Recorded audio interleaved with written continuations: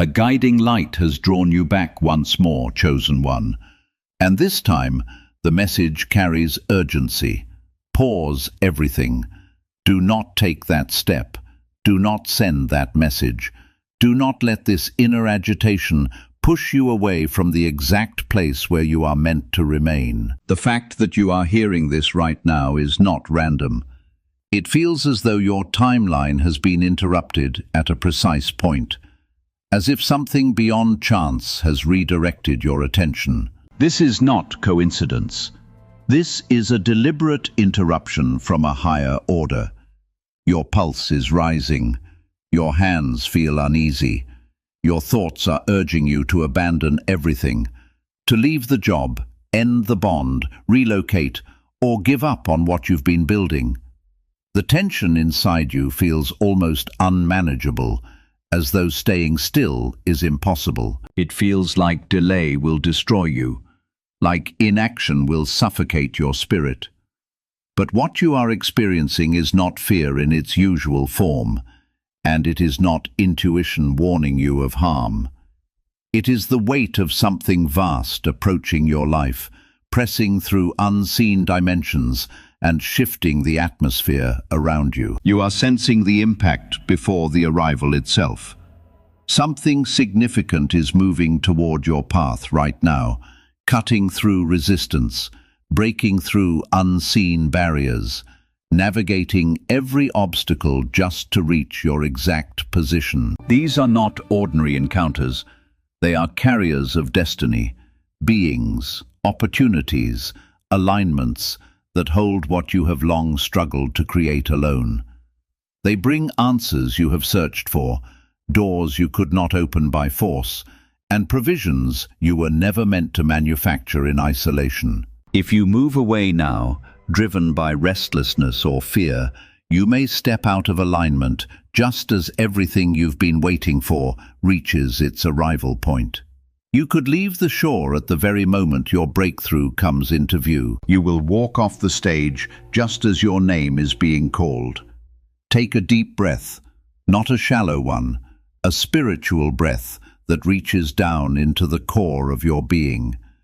Anchor your soul exactly where you are. The delivery is in transit, and you need to be still to receive it. You are feeling this intense urge to move, to quit, to sever connections, because logically, from a human perspective, nothing seems to be working. You look at your bank account, and the numbers have not changed. You look at your relationships, and they feel stagnant. You look at your career, and you see a wall with no doors. Your mind is screaming that staying here is foolish, that you are wasting your time, that you need to make something happen right now. But what you call a dead end, God calls divine positioning. What looks like a trap to your eyes is actually a strategic post in the spirit. Exodus 14:13 tells us, "Do not be afraid. Stand still and see the salvation of the Lord, which he will accomplish for you today." Notice the specific command there, stand still. It does not say run to find a solution. It does not say figure it out on your own. It does not say panic and make rash decisions. It says stand. The Israelites were in the exact same position you are in right now.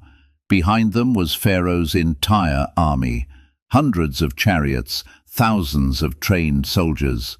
In front of them was the Red Sea, an impossible barrier with no bridge, no boat, no way across. To the left and right were mountains.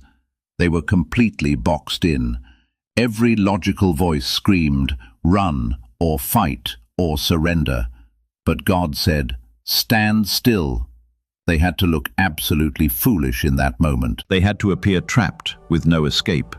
But their obedience to stand, their willingness to look stuck while trusting the invisible, became the setup for one of the greatest miracles in human history. The sea did not part while they ran around trying to build rafts. It did not part while they argued about whose fault it was. It parted while they stood. The reason your skin is crawling right now, The reason you feel like something is pressing down on your chest is not because things are falling apart. The atmosphere around you is condensing. This is a scientific and spiritual principle. When a massive object moves through water, it pushes the water ahead of it, creating pressure waves before the object even arrives.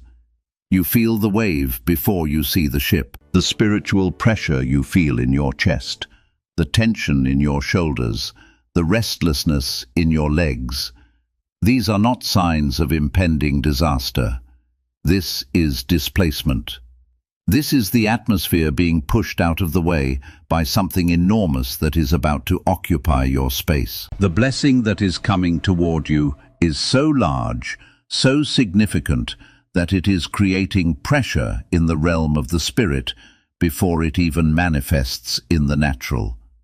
If you run now, if you move from your position because the pressure feels unbearable, you are literally running away from the very thing you have spent years praying for, fasting for, believing for. You are stepping out of the impact zone right before impact. Who exactly is coming? Who are these travelers? And why do they matter so much that God had to stop you in your tracks to hear this message? The answer will send shivers down your spine, because it confirms what your intuition has been whispering to you all week. In the spiritual realm, we call them couriers, destiny helpers, divine connectors. Sometimes they are literal angels on assignment. Sometimes they are human beings who have been strategically positioned by God to carry something specific into your life. You have been exhausted trying to build your life with your own two hands. You have been playing the role of architect, designing the blueprints. You have been the builder, laying every brick. You have been the supplier, trying to source every material. You are running on empty because you were never meant to do this alone. Hebrews 1:14 tells us a powerful truth. It asks, "Are they not all ministering spirits sent forth to minister for those who will inherit salvation?" God is sending reinforcements. He is dispatching help. These are not random people who will casually pass through your life. These are individuals holding specific keys to doors you have been trying to kick down for years. One of them might be carrying a financial contract, a business opportunity, an investment offer that solves your debt in 24 hours. Another might be your future spouse. The person who will not just complete you romantically, but will double your capacity in the kingdom. Someone else might be a mentor, holding the exact wisdom you lack. Someone who has already walked the path you are trying to navigate. They are making their way to you right now. They are not sitting still. They are in motion. They are navigating through spiritual traffic, pushing past delays the enemy has set up, fighting through unseen warfare, resisting distractions that would pull them off course, all to reach you. Your job is not to go find them. Your job is to stay visible. Think carefully about the last few days.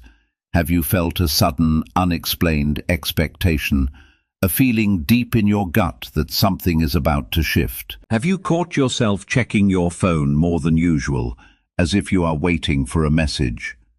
Have you felt like someone you do not know yet is thinking about you, praying for you, moving toward you?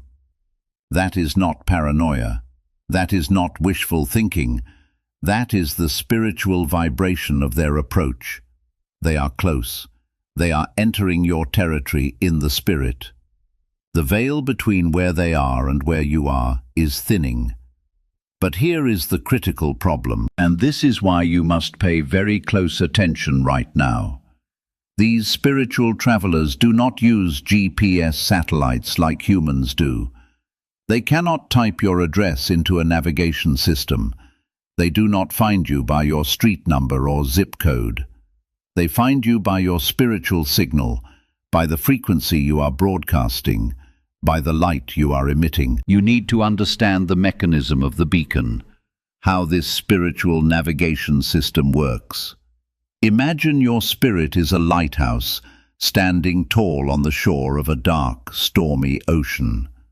The blessing, the destiny helper, the divine resource is a ship out at sea, battling through waves, pushing through fog, looking desperately for the light that will guide it safely to your port. When you are grounded, when you are standing still in faith, when you are anchored in the Word and settled in your obedience, your light is a steady, powerful beam cutting through the darkness.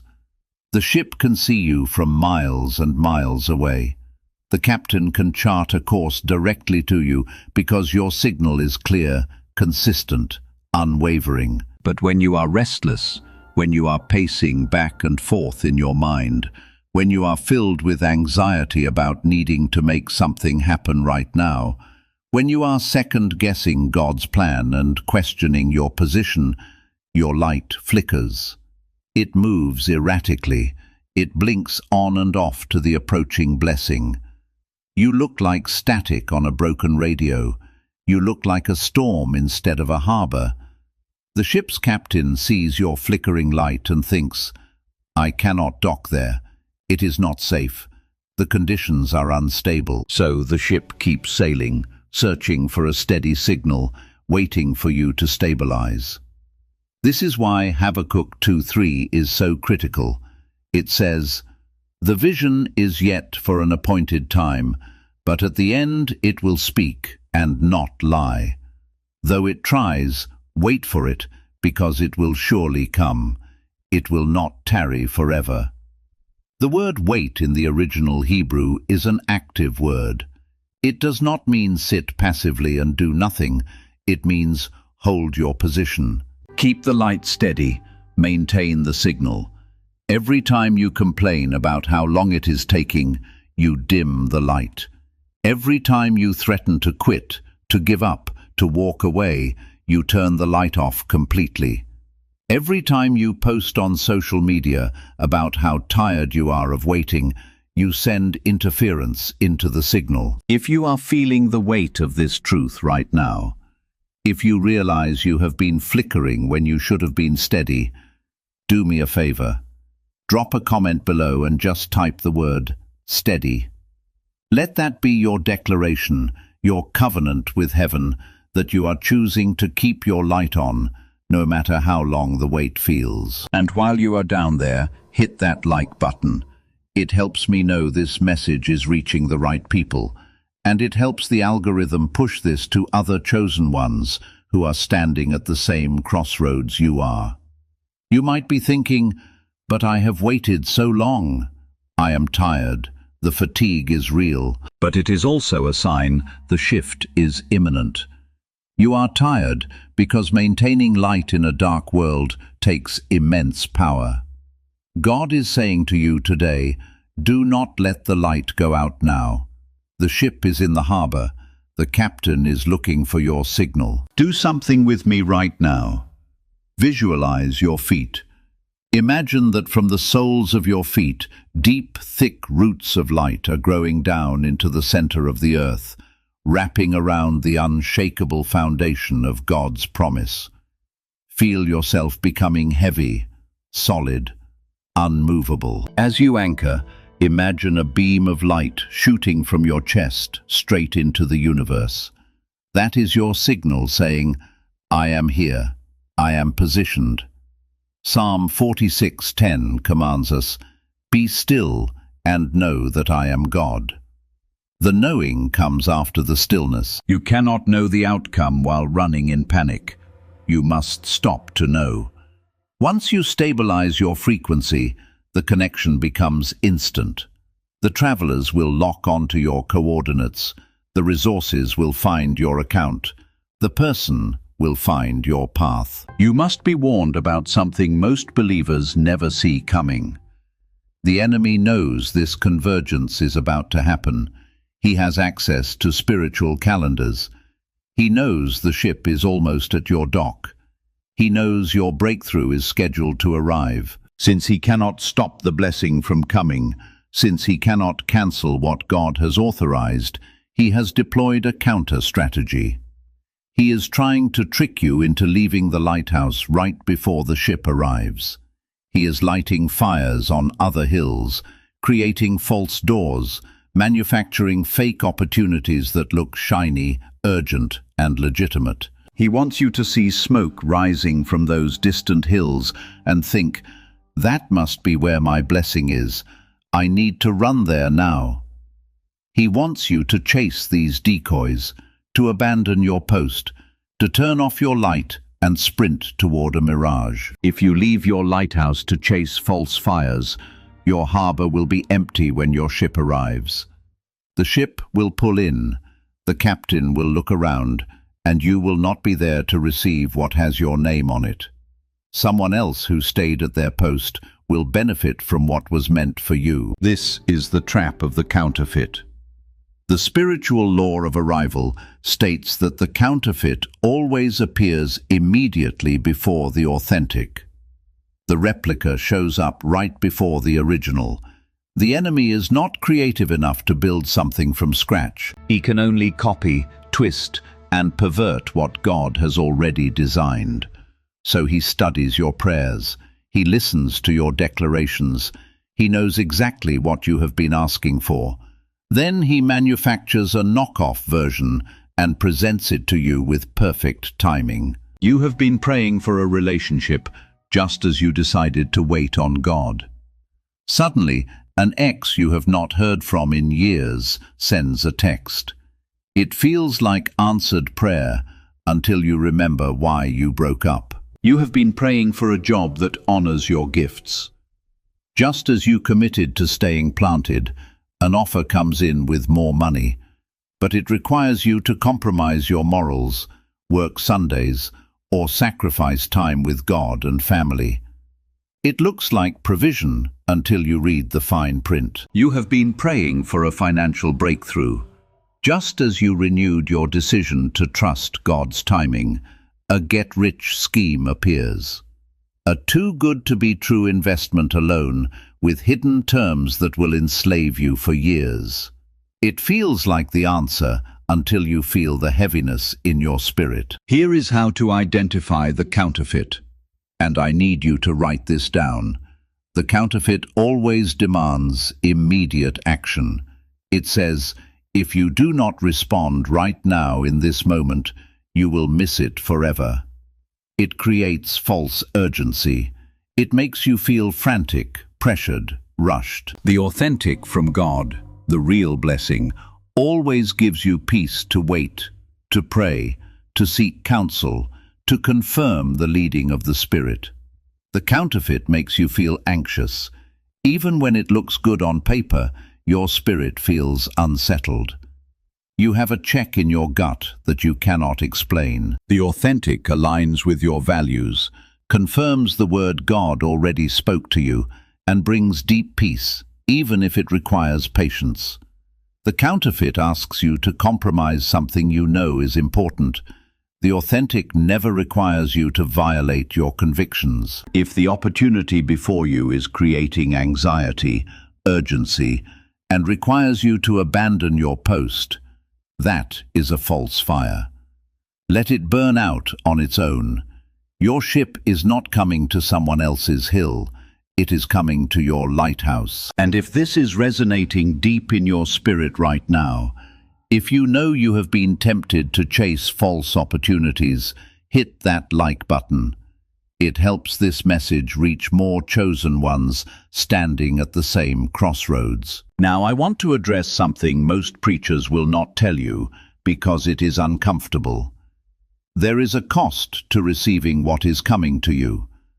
The version of you that exists right now with all your current fears and limitations cannot carry what God is about to release into your life. You are not big enough yet. Your capacity is too small. Your container cannot hold what is about to be poured in. We need to expand you, transform you, upgrade your spiritual operating system. Before we seal your blessing and lock it into your timeline, we must bury your old identity. The seal cannot be placed on the old you because the old you is programmed for struggle. The old you identifies as a victim. The old you has become comfortable with chaos because that is all you have known for years. If we stamp victory and abundance on the old you without transformation, your subconscious will sabotage it. The system will reject the upgrade. We must have a funeral before we can have a coronation. Jesus said something powerful in John 12:24. He said, "Unless a grain of wheat falls into the ground and dies, it remains alone and produces nothing. But if it dies, if it allows itself to be buried in the dirt, it produces much grain, a whole harvest." The version of you that is scared all the time, the version that is constantly checking to see if things will go wrong, the version that begs for crumbs from tables you should be owning, that version must die right now. I need you to take a moment of solemn silence with me. This is not a game. This is not motivational hype. This is a spiritual transition, a metamorphosis. Close your eyes if you can do so safely. Visualize the old version of yourself standing directly in front of you. Look at them carefully. They look exhausted, do they not? Their shoulders are slumped. Their eyes are tired. They are carrying heavy bags labeled trauma, rejection, poverty, abandonment, failure. Do not hate this version of yourself. Do not curse them. They did the best they could with what they had. They survived impossible situations to get you to this moment. They kept you alive through the darkest nights. Honor them for that. In your mind, in your spirit, say these words to them. Thank you for getting me this far. Thank you for not giving up. Thank you for surviving. But you cannot go where I am going now. The place I am headed requires a different version of me. Now imagine the old you nodding, understanding, accepting. Watch as they begin to dissolve into particles of light, fading, releasing, surrendering into the hands of God. Watch until they are completely gone. You are now standing empty, stripped of the past, naked before heaven, ready to be clothed in something new. This new mantle is heavy. Not heavy with burden, but heavy with glory, with authority, with responsibility. It carries the weight of wealth that must be stewarded wisely. It carries the burden of influence that will affect generations. It carries the call to lead others out of the same wilderness you just exited. Are you ready to wear it? Are you ready to stop being the needy one and start being the provider? Are you ready to stop being the victim and become the deliverer? Are you ready to stop being the one always asking for help and become the one people come to for answers? If your spirit is screaming yes, if something inside you is rising up right now, you are ready for the great sealing. We are about to enter high-level spiritual protocol. This is not a casual prayer. This is a binding contract between you and heaven. I am going to pray over 7 specific gates of your life. 7 is the number of completion of divine perfection. As I speak over each gate, I want you to visualize liquid gold, thick and warm, the oil of anointing pouring over each area I mention. This is not just me speaking nice words over you. This is me acting as a conduit, as a priest in the order of Melchizedek, to stamp your papers approved in the heavenly realm. This is me pulling your file from the pending stack and moving it to the authorized stack. Do not skip this moment. Do not scroll past this. Do not let your mind wander. Stay in this atmosphere.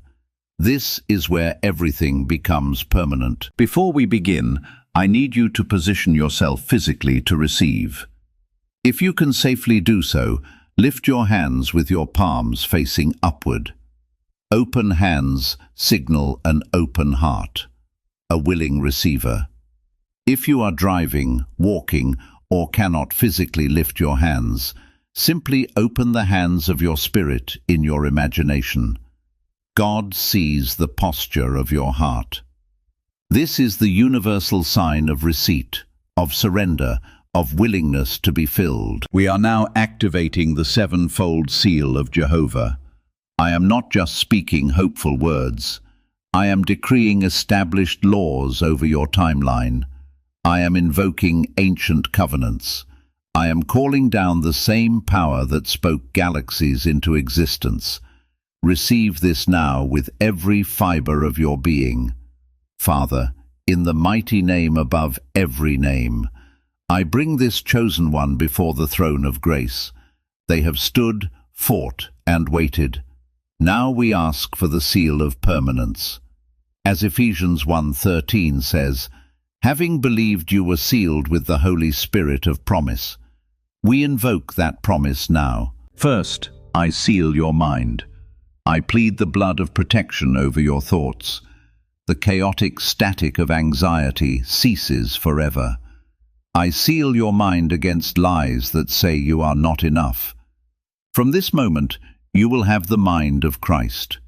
You will think with divine clarity, receive strategies and solutions that baffle the wise.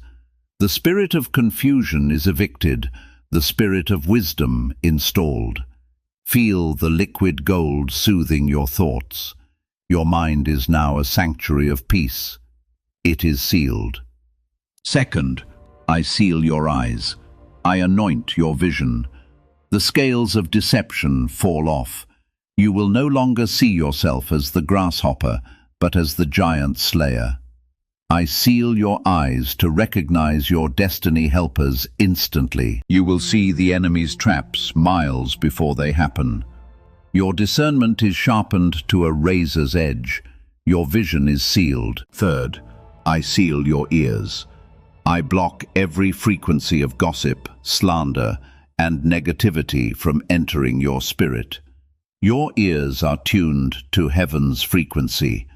You will hear the whisper of the Holy Spirit louder than the world shout. When God says move, you will hear. When God says stay, you will hear the voice of the stranger. You will no longer follow. Your hearing is sealed. Fourth, I seal your mouth. I touch your lips with coal of fire from the altar. I break the curse of negative self-talk. You will no longer speak death over your finances or sickness over your body. Your mouth is now a weapon of creation. What you decree shall be established. When you speak, mountains move. When you command, walls fall. Your words carry weight in the spiritual realm. Your mouth is sealed. Fifth, I seal your heart. I bind up wounds of the past. I pull out arrows of betrayal from father, mother, ex-lovers and false friends. I pour the healing balm of Gilead into deep cracks. Your heart beats in rhythm with the Father's heart. I replace the heart of stone with a heart of flesh, sensitive, brave, ready to love again. You are not damaged goods. You are healed pottery filled with gold. As Psalm 23:5 declares, He anoints your head with oil, and your cup runs over. Let that overflow heal your emotions right now. Your heart is sealed. 6. I seal your hands. I anoint your palms for wealth and resource. Deuteronomy 28:8 decrees the Lord will command blessing on you in your storehouses and in all you set your hand to. I break the curse of slippery fingers where money comes in and slides out. Money will stick to you. Resources will multiply in your grip. You are a lender, not a borrower. You are the head, not the tail. The work of your hands is blessed, multiplied, and protected. Your hands are sealed. 7th, I seal your feet. I anoint your path. Everywhere the sole of your foot treads, you shall possess the land. I seal you against the wandering spirit. You are going to find yourself exactly where you are meant to be, at the precise moment it matters, surrounded by the right connections, aligned circumstances, and divinely timed encounters. No force crafted against your path will succeed, just as written in Isaiah 54:17. You are surrounded and protected, your steps guarded by unseen presence, ensuring you do not stumble. Your journey has been secured. It is finished. The exchange has been settled. The verdict has been rendered. There is no longer any authority opposing your progression. You are fully enveloped in divine protection, from the highest point of your being to the very ground beneath your feet. Pay attention now. This covering is newly established. Nothing has had time to corrupt it. Do not allow hesitation or disbelief to stain what has just been set in motion. Move forward with confidence in this new identity. Carry yourself with assurance, as if you already belong to the outcome you are stepping into. When tomorrow arrives, do not search for hardship. Instead, look for proof that alignment is already working in your favor. Now, anchor this moment with intentional agreement. The number 7 represents completion, wholeness, and divine perfection. Write 777 as a symbolic act of acceptance, but do not treat it as a simple number. With the first 7, affirm, my past is released. With the second 7, affirm, my present is secured. With the third 7, affirm, my future is established. Write 777 now, lock it in, affirm it inwardly, and observe how circumstances begin to reorganize themselves around this new direction. If this message resonates deeply within you, extend it to someone who needs clarity before making a decision they may regret. There may be someone in your circle on the edge of a choice that shifts everything. Pass this along and become the reminder they need. You are set apart. You are held. And now you move with authority in a different kind of strength. Remain steady where you are. The moment you are waiting for is already in motion. We will see the outcome unfold when it arrives.